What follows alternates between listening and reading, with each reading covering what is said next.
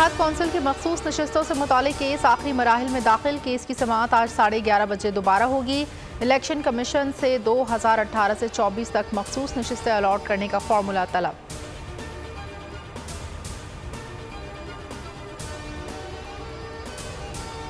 बानी पीटीआई की पेशी के मौके पर जुडिशल कॉम्प्लेक्स में तोड़फोड़ का केस। बानी पीटीआई शाह महमूद कुरैशी, उमर अयूब दीगर के खिलाफ 2 मुकदमात के इंसदाद दहशतगर्दी अदालत इस्लामाबाद में समाअत। सुप्रिंटेंडेंट अडियाला जेल से बानी पीटीआई के प्रोडक्शन के हवाले से रिपोर्ट तलब।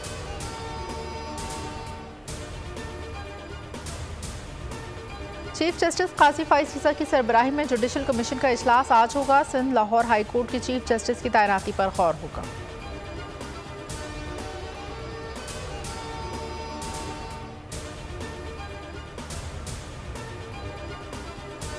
अमरीकी जमहूरी निज़ाम में कांग्रेस हुकूमत की एक अलहदा शाख है। हम ज़ेर इल्तिवा कांग्रेस की कानून साजी पर बात नहीं करेंगे। अमरीकी महकमा ख़ारजा का पाकिस्तान इलेक्शन में मुदाखलत की करारदाद से मुतालिक सवाल पर जवाब।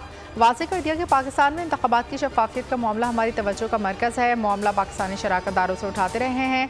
हमने हमेशा इंसानी हुकूक़ के एहतराम पर जोर दिया। बानी पीटीआई पर मुकदमात पाकिस्तान का अंदरूनी मामला है।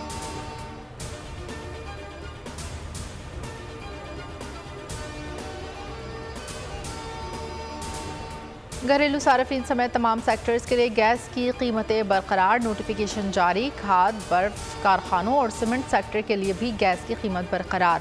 घरेलू, कमर्शियल और सनती सार्फिन के लिए गैस की कीमतें बरकरार। सरकारी निजी बिजली घरों के लिए भी गैस की कीमतें बरकरार रहेंगी। कैप्टिव पावर प्लांट्स के लिए कीमतों में 250 रुपये फ़ी MMBTU इजाफा। और गजा में इसराइल का ज़मीनी ऑपरेशन। फ़लस्तीनियों को रफ़ा से निकल जाने का हुक्म। इसराइल के फ़लस्तीनियों को खान यूनुस के मशरक़ी हिस्से से निकल जाने की धमकी। सैकड़ों फ़लस्तीनी यूरोपियन अस्पताल और खेमों में मुकीम है। इसराइली फोर्सेस की रफ़ा के मकान पर बमबारी।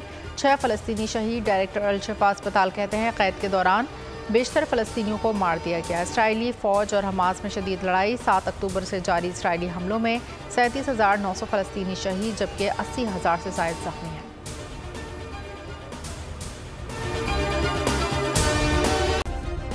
सब्सक्राइब करें और बेल दबाएं ताकि कोई खबर रह न जाए।